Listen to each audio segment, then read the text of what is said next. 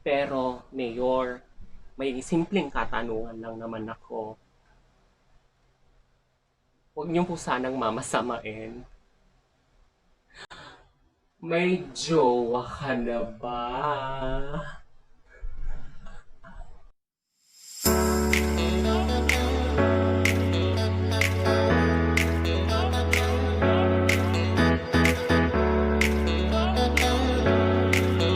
Naimbag nga aldaw kakabsat. Naimbag nga aldaw kakabsat and welcome to my channel! So ngayong araw na to guys, bubuksan natin itong pamaskong handog ng City Government of Pasig. So galing ito kay Mayor Vico. So mga kakabsat, titignan natin kung ano yung nasa loob nitong pamaskong handog bag na to. So ano pang hinihintay natin? Tara na! Join na! So ayan mga kakabsat, ready na ako para buksan itong pamaskong handog ng City Government of Pasig. O kung napapansin niyo mga kakabsat, iba ang aking nasa ulo ngayon. If you can see, ayan mga kakabsat, ito, yan, star na headband. Nabili ko lang yan ng mumurahin. Kanina, yung Santa hat, yon. So, nabili ko din ng medyo mura-mura yon. Yan, kanina lang yon. Yun yung gamit ko. Ngayon, iba naman. Ito naman. Para iba-iba. So, unang-una natin gagawin, susukatin natin itong bag. Tingnan natin kung mabigat o magaan. Ay, mabigat. Ang bigat. Ano kayong mga laman nito mga kakabsat? Okay? Ready ka na ba para buksan ito? Kasi ako, ready na! So, ngayon, bubuksan na natin to. Okay? Itong napakabigat na pamaskong handog ni Mayor Vico. Yan na nga, bubuksan na natin siya. I'm so excited. Ano kaya yung mga laman nito? So, ay, bulaga. Siyempre, ito guys, yung pinakauna at nasa taas ng bag. Ang ating pinaka favorite sa lahat ng... Ay, nahuli. Hindi ko makamit sa atin yung ano guys, yung Christmas tree. Nahirapan ako naglagay nito. Tapos alam mo, nahulog ka lang. Wait lang. Ikakabit lang natin to. So, ang pinakauna guys, na laman ng bag ay ang set ng pang-spaghetti. So, sino ba namang Pilipino ang hindi nagugustuhan ang spaghetti? Diba? Spaghetti pataas, spaghetti pababa. Yan. So, spaghetti guys. Spaghetti set. Yan natin siya dito. Okay. Okay. Ano pang laman nitong bag? So, we have, ayan, nata de coco, coconut gel. Siguro, ito pwede to guys pang macaroni salad or fruit salad. So, ayan. Okay. So, nata de coco. So, ano pa yung mga laman na nandito? So, meron din tayong condensada. O, pang macaroni din, macaroni salad or fruit salad. Depende sa inyo, mga kakabsat, kung ano ang prefer ninyo. Yan. Ano pa ang laman nito? Okay. So, meron din tayong cheese, guys. So, meron tayong cheese. Ayan, cheese. Bongga. May pa-cheese si Mayor. So, lagyan natin siya dito. Ayan. Cheese. Oh, ano pa ang laman? So, meron tayong tatlong meatloaf. Actually, favorite ko ito, mga kakabsat. Itong meatloaf na to, masarap to pang agahan. Okay. Ayan. So, meron siyang meatloaf. Ang daming laman, ha? Daming mga dilata, guys. Okay. Also, we have corned beef. Ayan. Corned beef, guys. Okay, ang laki ng corned beef. Ayan. So, ilagay natin siya dito. Ayan. Okay, so ano pa? Ang delata na meron dito sa bag. So, meron din tayong tuna. Ayan. So, may tuna pa nakasama. Ayan. Tuna. Tuna. Ikaw ang tunay. So, ayan. Tuna. Okay. Siya. Okay. So, ito, merong isang malaking, I think this is fruit cocktail. Ayan. So, meron tayong fruit cocktail sa loob ng bag. Nakakatuwa. Fruit cocktail kayo dyan. Ayan. So, ilagay natin siya dito. Ayan. Okay, so ano pa naman na ano bang nagpapabigat dito sa sa pamaskong handog na to? Ang ayan guys. So ito na nga nabutas yung bigas. Pero ito yung nagpapabigat dito. I think this is 2 or 3 kilos na bigas. So ito guys. Ayan. Maraming salamat. May pabigas si Mayor.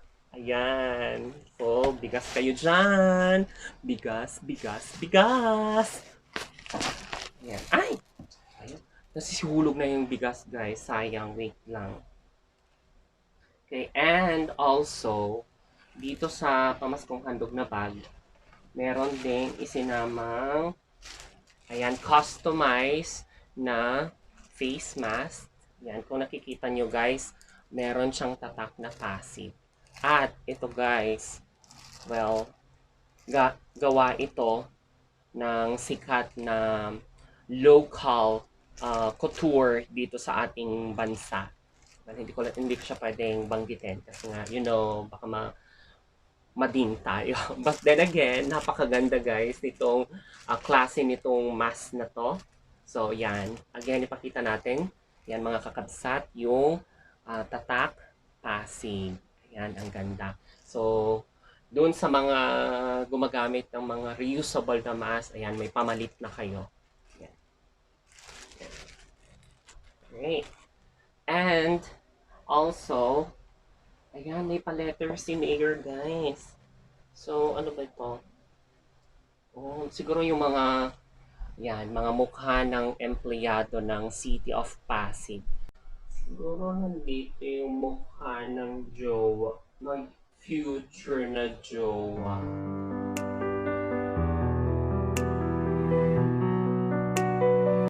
So, ayan. So, may pa-letter si Mayor. So, basahin natin yung letter. Okay? Lungsod ng Pasig, umaagos ang pag-asa. Para sa pamilyang Pasigenyo, hindi man naging madali para sa atin ang taong 2020 dahil sa pandemya, hindi nito mahahadlangan ang makabuluhang pagdiriwang ng Paskong Pasigenyo. Isang okasyon punong-puno ng pag-asa. Ang simpleng handog na ito ay taus-pusong pasasalamat sa inyong pag-iisa sa mga programa ng lokal na pamahalaan at sa ating patuloy na laban kontra COVID-19. Sa inyong walang kumpay na tulong at suporta, makakaasa kayo na mas higit pa nating paghuhusayan ang paglilingkod sa bawat Pasigenyo. Maligayang Pasko at manigong bagong taon.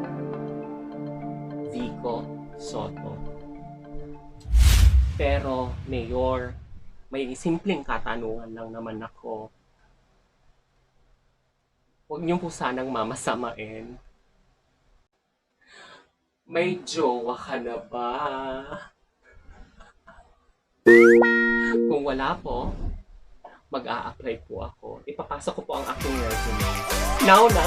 Guys, so ito nga yung letter coming from Mayor Vico. Napaka lalim nung gustong iparating ni Mayor sa ating mga Pasigenyo.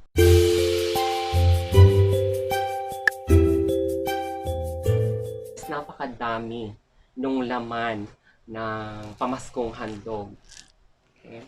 Kung ako guys, ako kasi simpleng tao lang. Para sa akin, itong ganitong kadami na ipinibigay ng isang local government sa bawat pamilya dito sa Pasig, I will feel very contented. Yan yung word, contented. Contented ako. Marami dyan, nakakainis, bibigyan, pero sasabihin, ano ba naman yung binibigay? Yan lang. Meron naman, binigyan na ang dami, kulang pa rin. Nasaan ba yung contentment natin, mga kakabsat? Sa Paskong ito, sana maging kontento tayo sa kung ano man ang ibibigay sa atin ng Panginoon. Kasi sa bawat isa, mga kakabsat, meron yan nakalaan. Ang Diyos, ipinibigay niya yung dapat o yung kailangan mo. So maging thankful ka at maging contented ka dyan sa kung anong meron ka. Kasi sometimes, kung you feel discontented, dyan lumalabas yung pagiging gahaman. Ngayong Kapaskuhan, sana always tayong maging thankful and contented. So dyan nagtatapos ang episode natin na ito, mga kakabsat. So naipakita ko na sa inyo ang laman ng pamaskong handog na bag galing sa City Government of Pasig, which is punong-puno yung bag na to. And bilang isang Pasigenyo, well, masasabi ko na ako na ay isang Pasigenyo dahil 10 years na po ako nakatira dito sa Ugong, Pasig. At sobrang thankful ako bilang isang residente dahil sa binigay ninyong early gift sa aming lahat. Maraming salamat. Thank you sa pagbibigay ninyo nitong pamaskong handog. So ayan mga kakabsat, dyan nagtatapos ang vlog na to. Kung nagustuhan mo ang vlog na to, don't forget to like and subscribe to my channel. Also, huwag mong kakalimutang i-click yung notification bell para ikaw ay ma-notify sa mga future vlogs ko. And also, don't forget to comment down below. So guys, again, this is your Kabsat Munding. Naragsak na Paskwa, ken naparabor nga baro nga tawen. Maligayang Pasko at manigong bagong taon. Merry Christmas and Happy New Year sa ating lahat. Till next time mga kakabsat. Tara, join na!